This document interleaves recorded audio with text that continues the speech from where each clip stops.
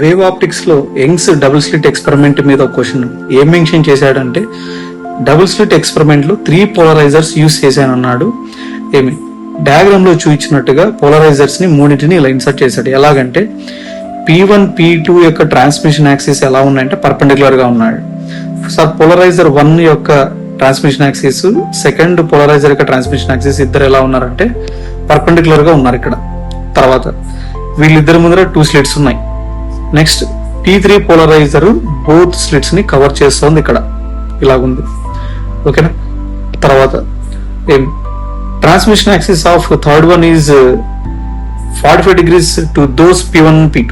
So transmission axis of third the polarizer ఇలా ఉంది. First దాంతోనూ 45 degrees, సెకండ్ దాంతోనూ 45 degrees యాంగిల్స్ చేస్తా ఉంది అనమాట. అది అయితే an unpolarized light of wavelength lambda and intensity IO. ఇది అన్పోలరైజ్డ్ లైట్. ఏమి అన్పోలరైజ్డ్ లైట్ ఒకటి 2 పోలరైజర్స్ మీద ఇన్సిడెంట్ అయింది ఇలాగా. అయితే ఫస్ట్ పోలరైజర్ నుంచి బయటకు వచ్చేటప్పుడు లైట్ ఇంటెన్సిటీ ఎంత ఉంటుంది, ఎలా ఉంటుంది అని అంటే, సరే it will be IO/2 and direction ఎలా ఉంటుంది అంటే ట్రాన్స్మిషన్ యాక్సిస్ ఎలా ఉంటే అదే డైరెక్షన్ లోనే ఉంటుంది అనమాట అవుట్పుట్ ఇంటెన్సిటీ. సెకండ్ పోలరైజర్ యొక్క ట్రాన్స్మిషన్ యాక్సిస్ ఇలా ఉంది కాబట్టి అవుట్పుట్ ఇంటెన్సిటీ కూడా ఇలానే వచ్చింది.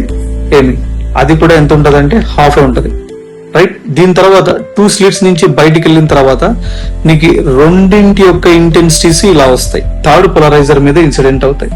దీని యొక్క ట్రాన్స్మిషన్ యాక్సిస్ 45 degrees యాంగిల్ చేస్తా ఉంది కాబట్టి first and second transmission axis తో అవుట్పుట్ వాల్యూస్ ఎలా వస్తాయంటే మ్యాలస్ లా ప్రకారము IO/2 cos square theta. ఇక్కడ theta 45 కాబట్టి cos square 45.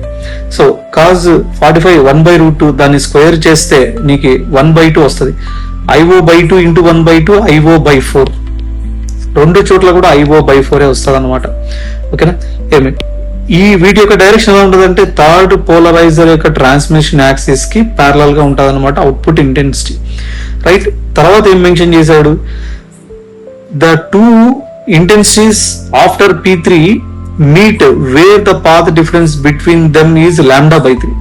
అంటే మీ λ/3 ఫేజ్ డిఫరెన్స్ ఉన్నట్టుగా ఈ రెండు లైట్ రేస్ మీట్ అవుతున్నాయంట. ఏమి అయితే λ/3 ఫేజ్ డిఫరెన్స్ ఉన్న పాయింట్ దగ్గర నీకు ఇంటెన్సిటీ ఎంత అని అంటున్నాడు క్వశ్చన్ లో వాడు. ఓకేనా. ఏమి రైట్. ఏమి ఇప్పుడు పాత్ డిఫరెన్స్ ఉంది, నా దగ్గర 2 ఇంటెన్సిటీస్ ఉన్నాయి. రిజల్టెంట్ ఫైండ్ అవుట్ చేయాలంటే డెఫినెట్ గా వాళ్ళిద్దరి మధ్య ఉండే ఫేజ్ డిఫరెన్స్ కావాలా. Phase difference formula ΔΦ is equal to 2π/λ into path difference ΔX. ΔΦ is equal to 2π/λ into path difference λ/3 అని మెన్షన్ చేశాడు కాబట్టి ఏమి λ/3 సబ్స్టిట్యూట్ చేస్తున్నాం.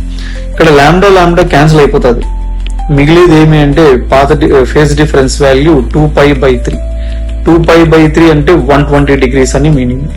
ఇప్పుడు రిజల్టెంట్ ఇంటెన్సిటీ రాయాలని అంటే గన ప్రిన్సిపల్ ఆఫ్ సూపర్పోజిషన్ ప్రకారము resultant intensity is √I1² plus I2² plus 2I1 I2 cos ΔΦ.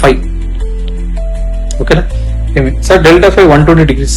ఇక్కడ I1 I2 ఇద్దరు కూడా సేమ్ వాల్యూస్, 2 సేమ్ వాల్యూస్ మధ్య యాంగిల్ 120 degrees అయితే రిజల్టెంట్ ఏమవుతుందంటే ఇండివిజువల్ వాల్యూకి ఈక్వల్ అవుతుంది అనమాట. So resultant value will be IO/4, right. ఇది ఇంటెన్సిటీ ఆఫ్ లైట్. ఇక్కడ ఎంత ఇంటెన్సిటీ ఉంటుంది అంటే I/4 ఉంటుంది.